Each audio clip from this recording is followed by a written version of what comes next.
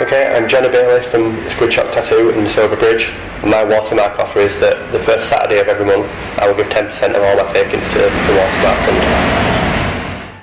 I've been tattooing just over 3 years now. We opened at the beginning of October, and so it was about 3 months before all the flooding happened. Flooding came on Boxing Day. So the day of the flood, when I got here, it was maybe about 18 inch deep in water outside, and my first thought was, everything's in there, I'm gutted.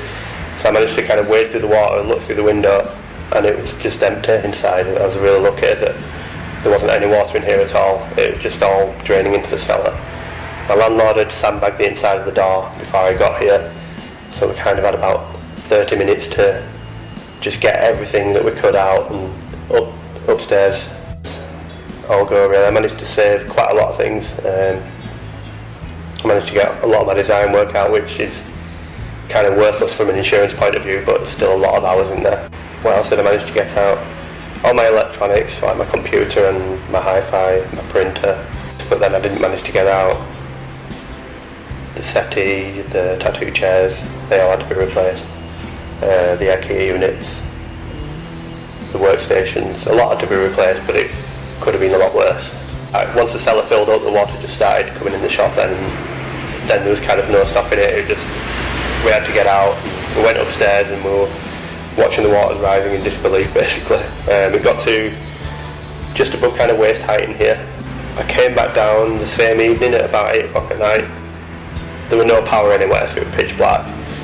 Just had a look around with a torch and just everything was absolutely caked in mud. So I just kind of had a quick look, went back home, there wasn't really much I could do, and then started cleaning up the next day. I'd say I came down probably 9ish in the morning and there was just volunteers everywhere. So I had people that I didn't even know just come in, grab a brush, grab a mop, clean up and leave. It was amazing. I think we were closed for about 3 weeks while we did it all up. We had to pretty much rip everything out, ripped all the floor out, including the floorboards, because they were just all past it and rotten, and replaced it all with like a marine ply. Particularly in the back, this front half of the room was fine. We luckily didn't have to replace the plaster, because I think it wasn't wet long enough to really damage it. It just kind of came and went, and we managed to dry it out quickly. But the volunteers I had was amazing. Every day, just people coming in and helping that I'd never seen before. We were closed for 3 weeks, and in the meantime I had a lot of messages coming in, and for those 3 weeks I did actually have customers booked in as well, so they all wanted to book back in.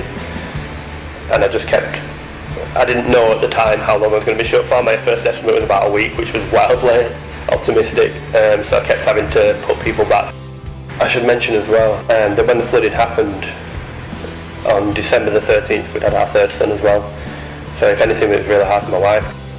The amount of people that just came in here, like friends that I had, and they just came, brought tools down, brought labour, just brought lunch. Cleaning supplies, we had more than we knew what to do with, because people just came and dropped off buckets. Thankfully our power came on really, really quickly, and my landlord living above, he was cooking a lot of meals for us all. So yeah, it was way above and beyond like what you normally expect of a landlord. I had another woman as well who her own house had flooded out, and she still came down to help me out, which was really great. I didn't even really know her that well. She's been a customer of ours. Yeah, she really helped me out. She was there day after day. So I have taken on an apprentice. I have an extra chair now, and hopefully when he gets up to speed we'll have like 3 full-time artists here then. I've started ranging into merchandise now as well. The merchandise that I have got has sold really, really well.